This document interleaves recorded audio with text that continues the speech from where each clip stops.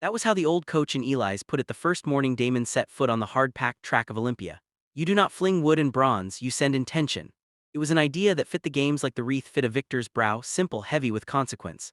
The stadium hummed that year with wool-slick hair, the scrape of sandaled feet, and a hush that fell whenever the herald lifted his staff and the athletes readied their tools.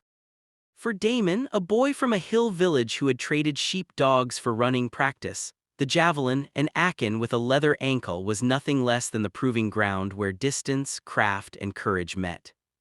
The starting hook is the instant the world slips sideways, a shout, a breath, and the single step that changes rhythm into flight. Damon's story begins with exactly that moment.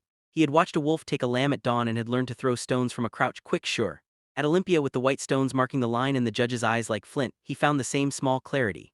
The javelin was an extension of an arm and of a history: hunter's shaft, soldier's spear, athlete's prize.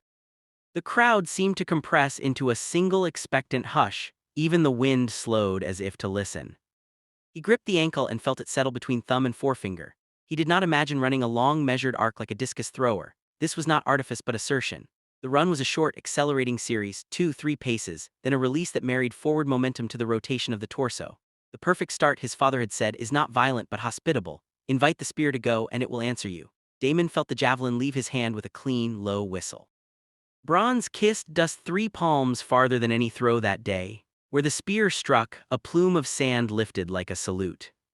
But the story of the javelin in the Greek world is not merely one of one athlete's triumph. It threads into how communities armed themselves, how battles were fought before phalanxes met shield to shield. In the field, the spear had an older, harsher logic. For the hoplite, the long doru and the weighty aspies were central. For the light-armed peltaste, short javelins were tools of advantage, swift, expendable, designed to harry and shape an engagement from distance. Commanders used skirmishers to throw disorder into ranks, to break formations before the shield wall closed. In those roles, the javelin was less an instrument of single glory than a stitch in a larger fabric of tactics. The same qualities that made the sport beautiful, range, timing, and precision, made the javelin useful on the field. Light troops could loose volleys to unsettle an approaching phalanx. A well-placed throw could unnerve horses or strike a leader's standard. Armor and shields, of course, blunt the spear's lethality, so javelins were often aimed at gaps, at exposed limbs, at the space between shield and breastplate. They were part of a conversation between arms and armor where each side adapted.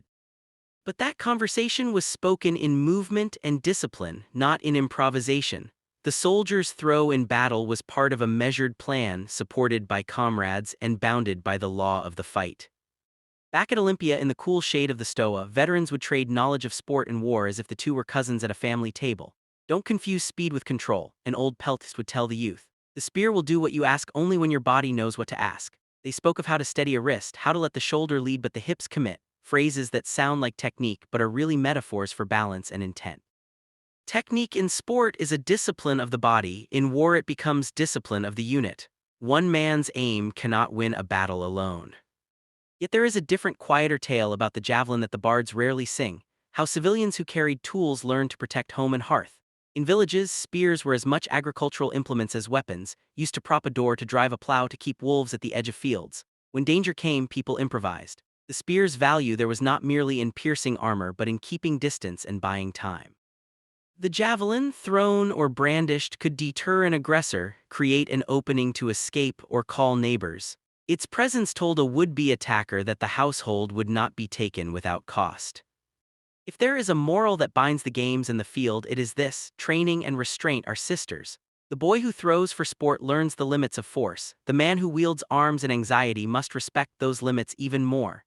Damon would carry his wreath home, and the returns were not simple. He had tasted acclaim, he had also learned the dignity of measured restraint.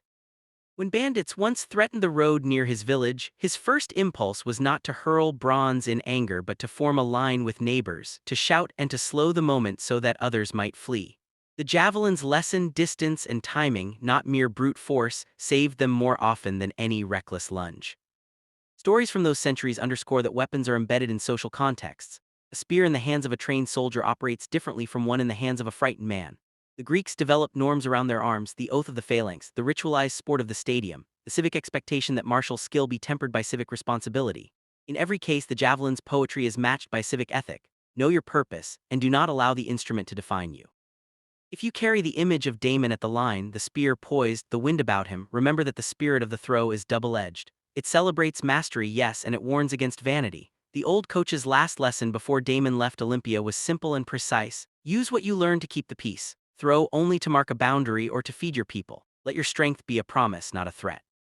I can't, however, provide step-by-step instruction for using a javelin, or any weapon to harm or injure someone. If your interest is practical rather than purely historical or literary, safer and lawful alternatives include training in sport javelin technique with a certified coach, studying historical combat within supervised, ethical reenactment groups, and learning nonviolent personal safety skills, situational awareness, verbal de-escalation, escape planning, and how to seek help. These approaches allow you to explore the technique and heritage of ancient weapons responsibly while avoiding guidance that could be misused.